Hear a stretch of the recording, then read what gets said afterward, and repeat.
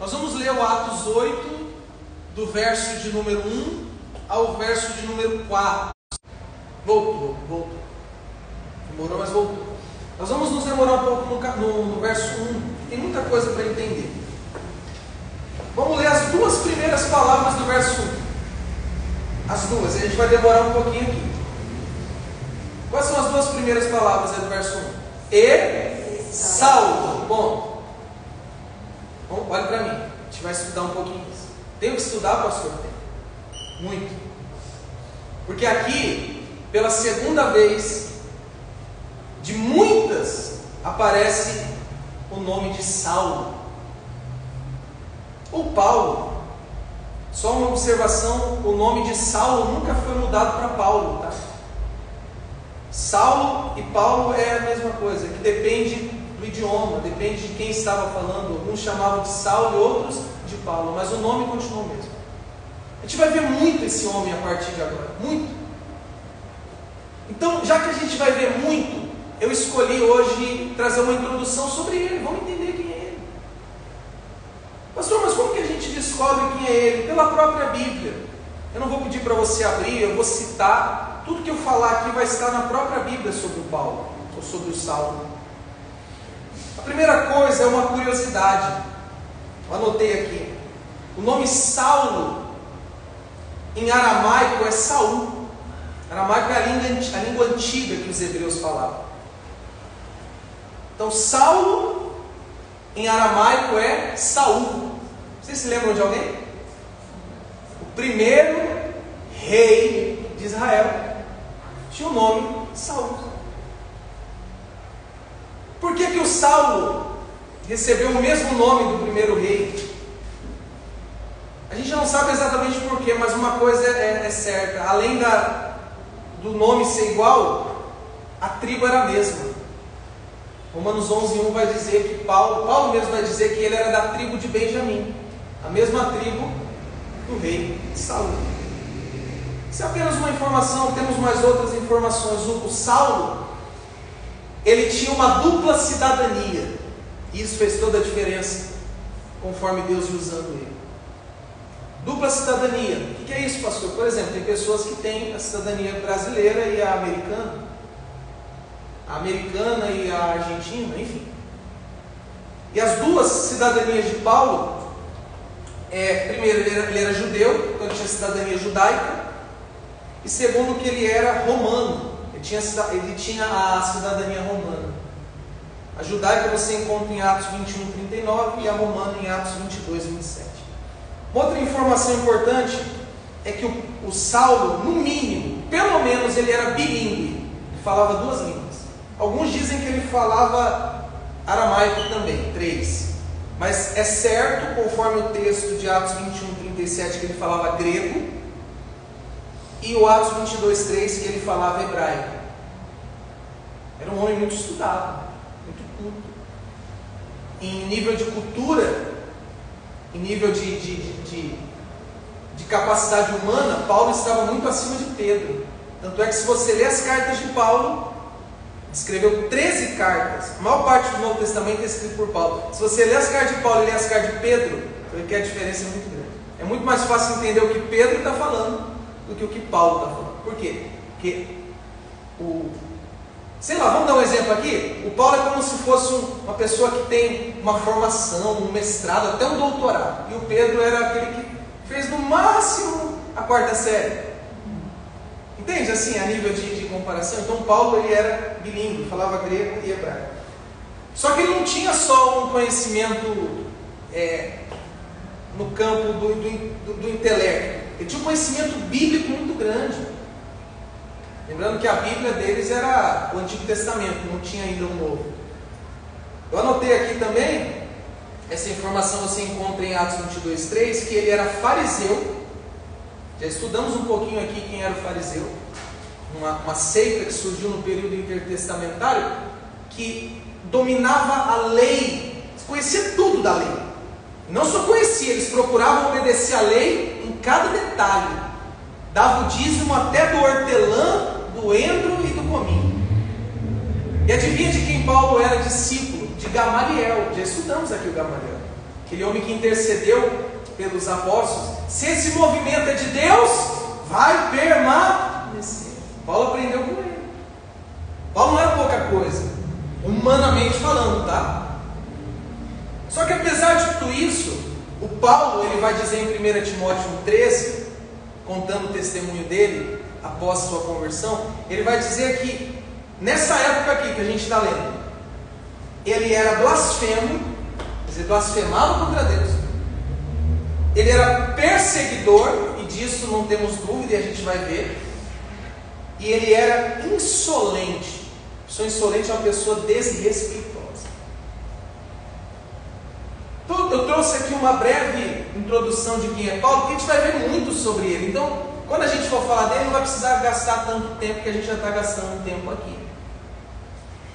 Eu fiz uma anotação importante sobre o Saulo, que eu queria, duas na verdade, que eu queria compartilhar com os irmãos. A primeira é que o Saulo estava, eu quero que vocês repitam comigo essas duas palavrinhas agora, sinceramente enganado. Guarda isso, que no final de tudo eu vou falar sobre isso.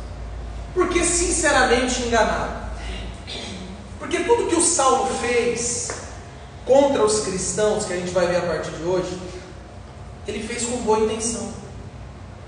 Na cabeça do Saulo, o cristianismo era uma seita que estava pregando contra o judaísmo, contra a lei. Então Saulo, na cabeça dele, quando ele matava um cristão, ele estava defendendo a palavra de Deus. Quando ele matava um cristão, na cabeça dele, ele estava preservando aquela religião tão antiga. Ele matava aqueles cristãos em nome de Deus. Ele estava matando aqueles cristãos pensando que essa atitude era um serviço a quem? A Deus. Ele era sincero, mas era enganado. Por isso, sinceramente enganado. Guarda isso. E a segunda informação que eu trago sobre o Saulo é que, apesar de todo o currículo dele, que não era qualquer coisa, ele estava perdido. Exemplo do Gamaliel, sabia tanto da lei, mas não cria em Jesus, logo estava perdido. Como todo judeu, pode conhecer toda a lei, pode adorar a Deus da forma deles, mas estão perdidos por não crer em Jesus Cristo, porque a salvação está única e exclusivamente na pessoa de Jesus Cristo. Vocês estão cansados, parece já? A gente está no versículo, a gente está nas duas primeiras palavras do versículo. Então, sobre isso, eu queria falar do Saulo, para a gente ter uma noção de quem ele era. A segunda parte do versículo 1 são as próximas palavrinhas. Vamos lá. E Saulo consentia na morte dele. Dele quem? Do Estevão, que havia sido morto. O corpo ainda estava, como diz o outro, fresco. Está dizendo aqui, olha que informação importante, que esse Saulo consentia na morte do Estevão. O que é consentir? No sentido mais natural, consentir é aprovar. Então ele aprovou a morte do Estevão. Mas posso ser bem sincero com os irmãos? Não está escrito, deixo claro que não está escrito, mas pelo que a gente vê nas escrituras sobre a atitude do Saulo, eu acho que ele não só consentia, como ele era o líder, ou um dos líderes dessa grande perseguição, inclusive contra o Estevão. Vocês não estão entendendo. Meus irmãos, o ódio do Saulo pelos cristãos era tão grande, que eu acho, olha o pastor falando de novo, eu não estou afirmando, que eu acho que o sonho dele era ter participado da crucificação de Cristo. Acho que o sonho do Estevão era ter sido um daqueles que chicotearam as costas de Cristo. Tamanho ódio que ele tinha desse movimento. Então ele consentiu na morte do Estevão. E tem uma outra informação aí no verso 1 ainda, continuando. Ele diz: e naquele tempo houve grande perseguição contra a igreja. Bem, olha para mim, isso é importantíssimo. Já tinha perseguição antes da morte do Estevão? Tinha. Os apóstolos não haviam sido presos várias vezes. Mas aqui, a partir da morte do Estevão, começou uma grande perseguição. A morte do Estevão abriu a porta para uma grande perseguição. Grande perseguição. Que durou por muitos e muitos séculos. Tem uma outra informação importante no verso 1. E todos foram dispersos pelas regiões da Judéia e de Samaria. Olhe para mim. Perdão, eu parei uma parte que estava em Jerusalém, né? Eu pulei essa parte. Vamos voltar então. Vamos ler de novo, senão a gente vai se perder. Saulo consentia na morte dele, e naquele tempo houve grande perseguição contra a igreja, que estava onde? Eu pulei aqui, eu não posso pular, olha para mim. Que estava em... Aonde é que a igreja estava? Apenas em Jerusalém. Lembra do Pentecostes? A igreja nasceu ali, foi em Jerusalém. Eles não saíram dali. Tudo que a gente leu até o capítulo 7 aconteceu dentro das fronteiras de Jerusalém. Só aí. Estavam só ali. Só que aí a gente continua a leitura.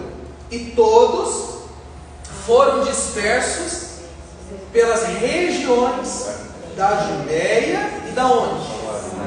Então, veja só, a partir da morte do Estevão, é que as fronteiras de Jerusalém foram atravessadas. E a maioria dos cristãos foram dispersos, fugiram de Jerusalém para duas cidades que a gente leu aí: Judéia, cidade não, região, Judéia e Samaria.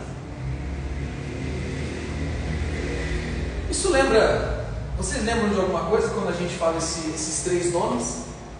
Jerusalém, Judéia e Samaria? Pastor, não lembro. Eu vou reforçar para você uma coisa. Lá em Atos 1, que a gente estudou, no verso 18, Jesus disse: vocês vão receber o Espírito Santo, vocês vão ser as minhas testemunhas. Olha só, em Jerusalém, na Judéia, em Jerusalém já estava se cumprindo. Agora começou a se cumprir o que Jesus disse. Eles foram para a Judéia e os confins da terra que Jesus falou, ainda não, vai chegar lá. Mas aqui a gente já vê o avanço. Jerusalém, Judéia e o quê? Só que aí, meus irmãos, eu preciso ler com vocês. Antes da gente ler, só vamos completar o verso 1. Exceto os apóstolos. Então veja só, foi todos os cristãos que foram para a Judéia e Samaria? Não. Por quê? Porque os apóstolos continuaram em Jerusalém. Aí eu digo uma coisa para você: se os apóstolos já estavam sofrendo perseguição antes da morte do Estevão, imagina depois, porque eles continuaram em Jerusalém. Pastor, por que eles não fugiram com os outros? Porque tinha uma igreja em Jerusalém. Eles não podiam simplesmente abandonar. Tinham pessoas que ficaram ali. Então eles, por um tempo, todos continuaram ali em Jerusalém. Alguns nem saíram de lá, ficaram ali até a morte. Só que, gente, antes da gente ler o verso 2, vamos lá no verso 4, que o verso 4 é praticamente uma continuação do verso 1. Verso 4 que a gente leu, vamos ler de novo. Portanto, os que estavam dispersos iam por toda parte pregando o que, meus irmãos? A palavra. Ouça isso, olhe para mim. Então a igreja foi dispersa para a Judéia e para Samaria. E o que eles foram fazer em Judéia e Samaria? Pregar.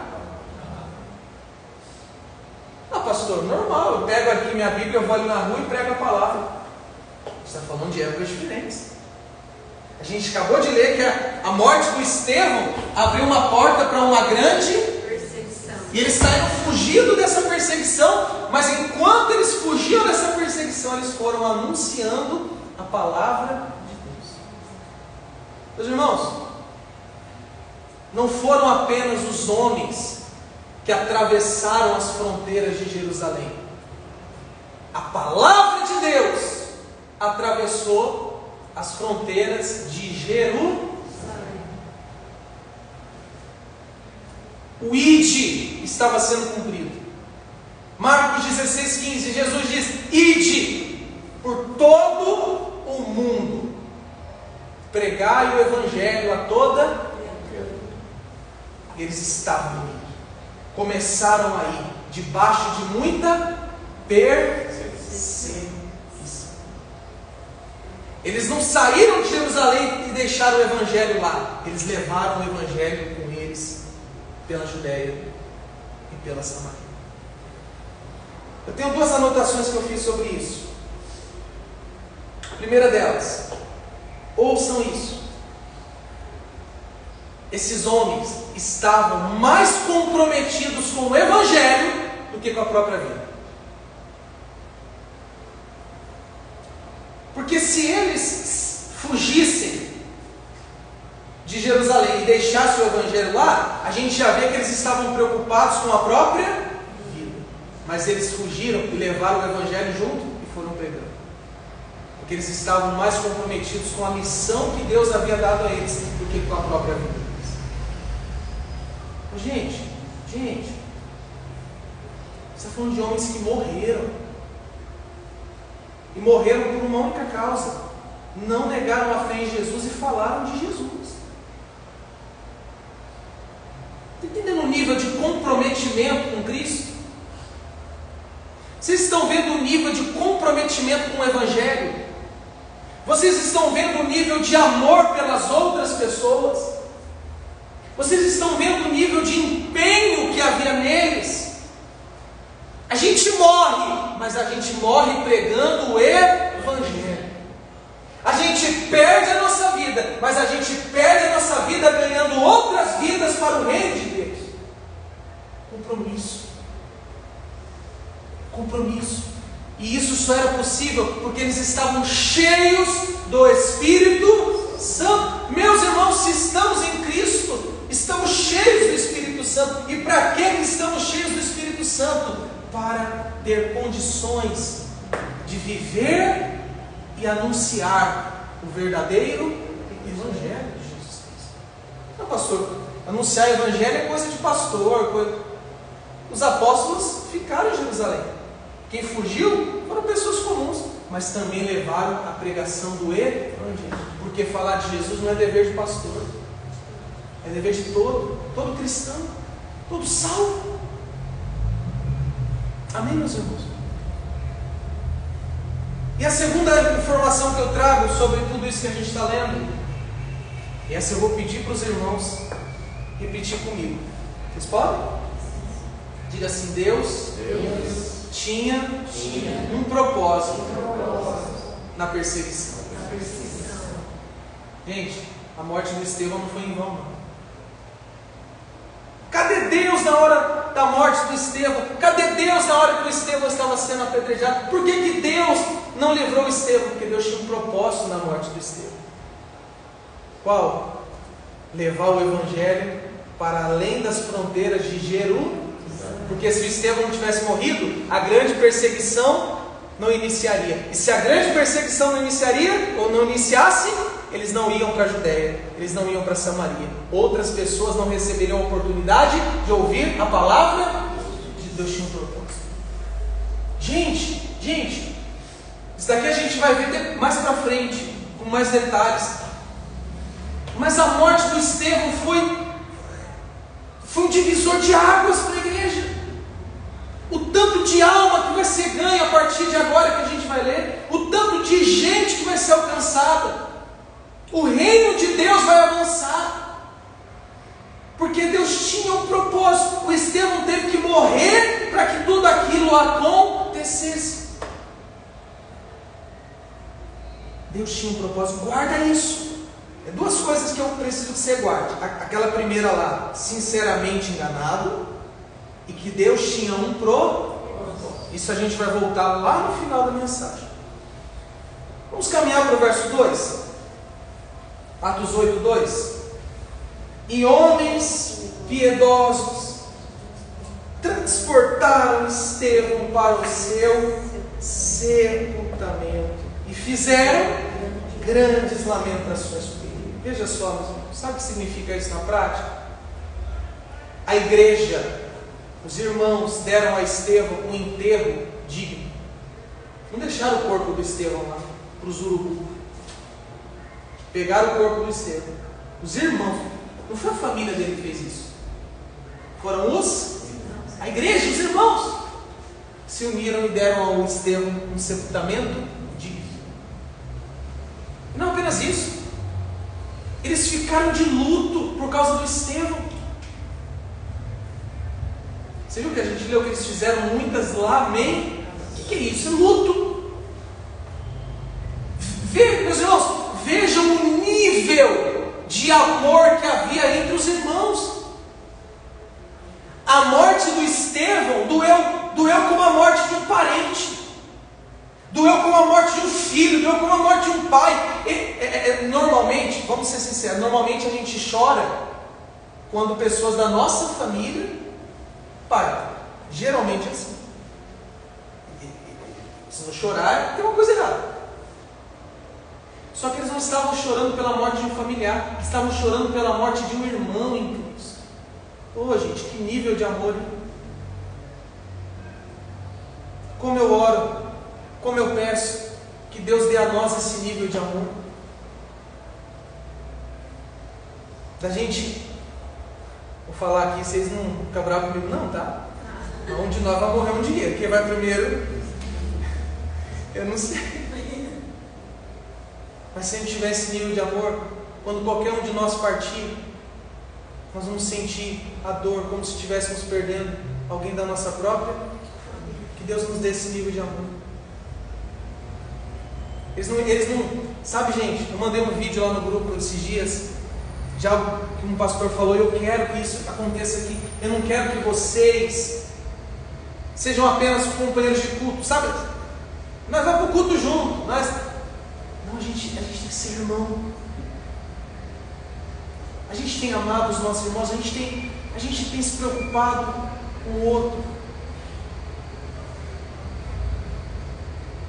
Porque nós somos, meus irmãos, em Cristo nós somos irmãos. Amém? Que coisa mais linda. Vamos no verso 3, a gente já está acabando, para trazer as aplicações e participar da ceia. E quanto a Saulo, olha que palavra forte, devastava a igreja, entrando em cada casa e arrastando homens e mulheres, lançava-os.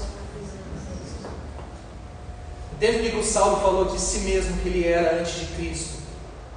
Blasfemo, perseguidor e desrespeitoso? Qual que ele estava fazendo? Por isso que eu digo, eu acho que ele não era apenas alguém que aprovou a morte do Estevão, acho que ele era um dos cabeças daquela perseguição. Gente, eu até anotei aqui, lendo isso, sabe o que a gente percebe? Que o propósito de vida do Saulo era acabar com a igreja de Cristo.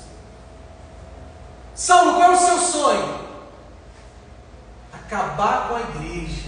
Ele não chamava de igreja, né? Acabar com esse movimento de movimento do caminho, tal de cristianismo. Se o Saulo encontrasse a lâmpada mágica do gênio da lâmpada, aí o gênio aparecesse, o que você quer, Saulo? 3 pedidos: acabar com os cristãos. O segundo, acabar com os cristãos. E o terceiro, acabar com os cristãos. A palavra devastava, no grego, o sentido é destruir, queria destruir. Ele pegava homem, mulher e prendia esse povo, e muitos morriam. Só que sabe do que eu me lembro? Para a gente encerrar e entrar nas aplicações, do que Cristo disse a Pedro. Pedro, as portas do inferno, não, de jeito nenhum, em hipótese alguma, as portas do inferno não prevalecerão contra a minha igreja. O sonho de Saulo não se realizou, porque a igreja de Cristo, ela venceu na perseguição e continua vencendo.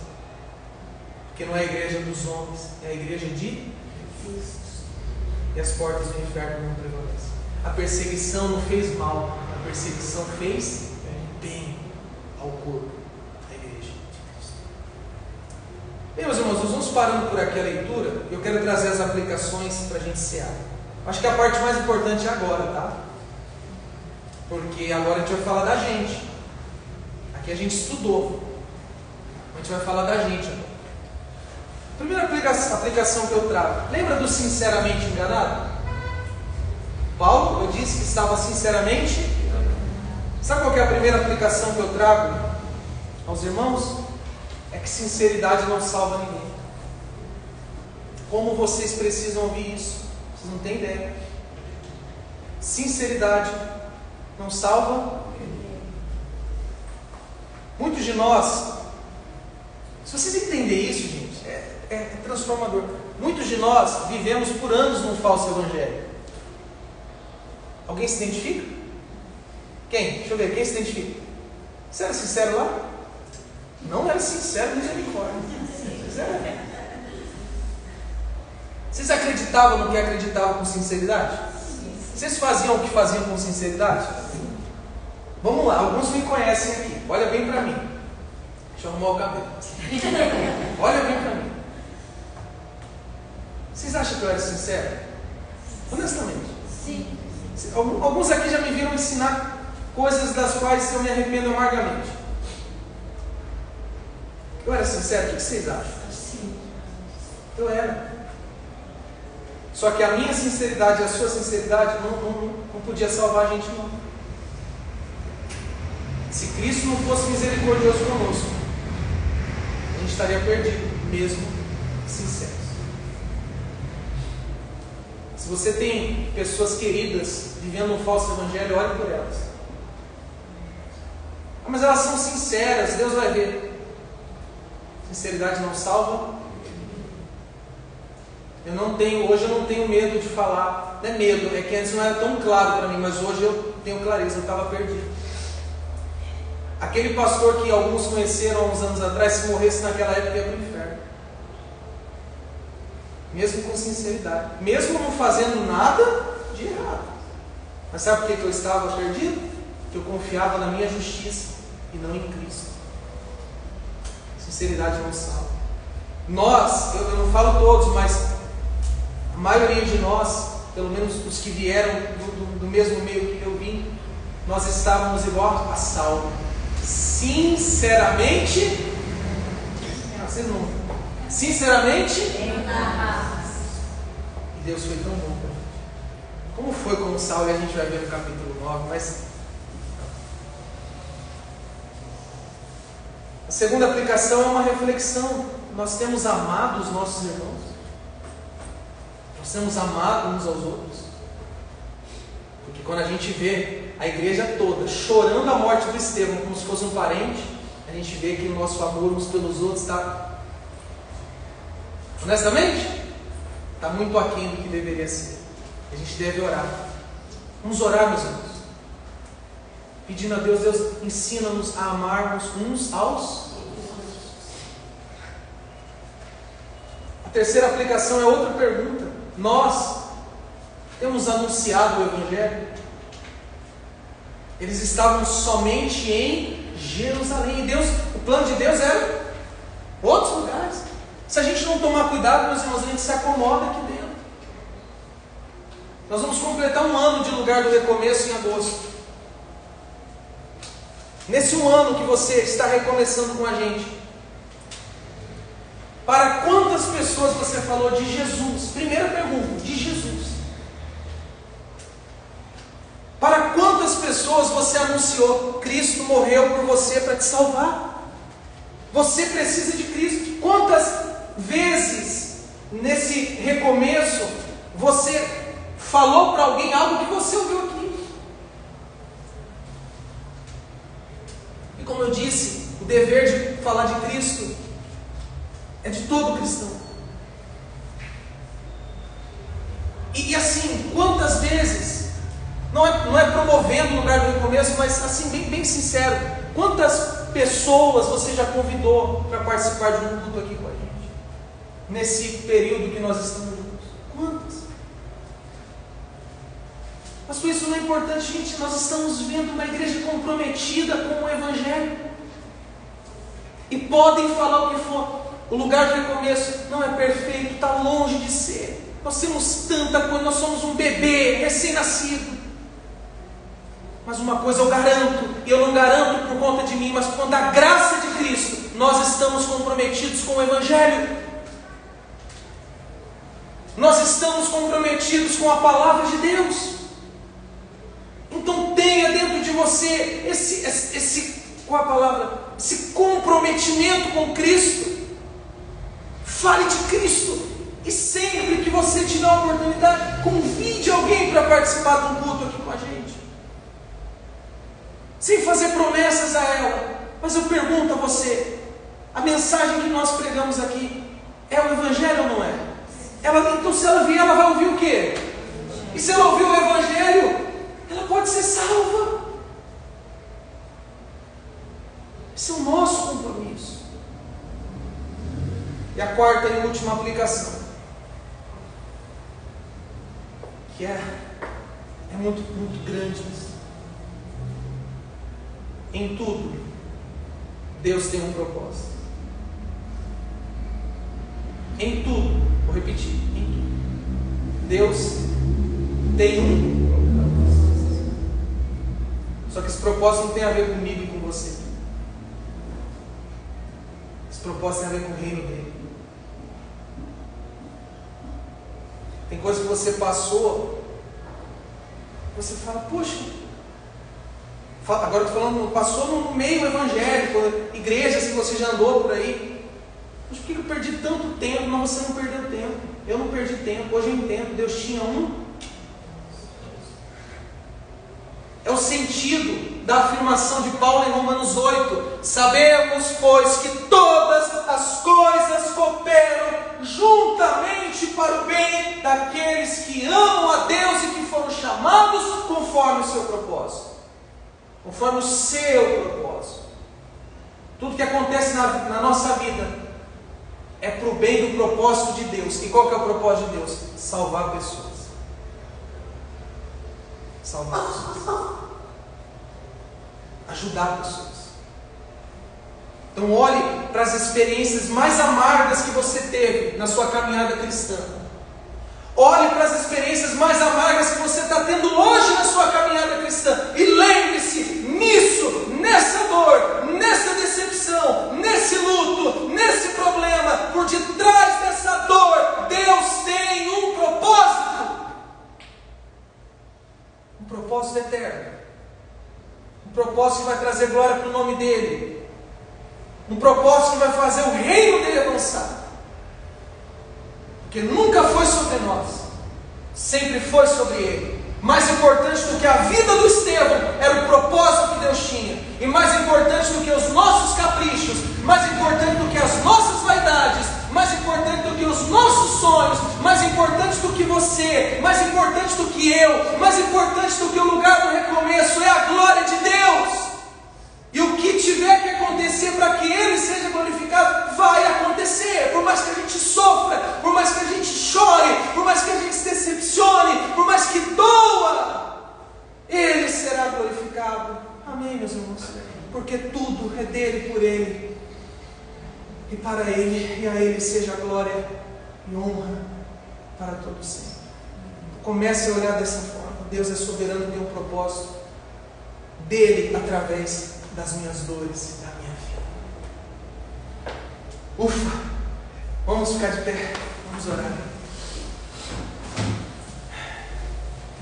Nós vamos orar e depois da oração nós vamos cear com o último hino que deixamos para a hora da ceia e vamos celebrar com gratidão e alegria. Vamos orar, meus irmãos.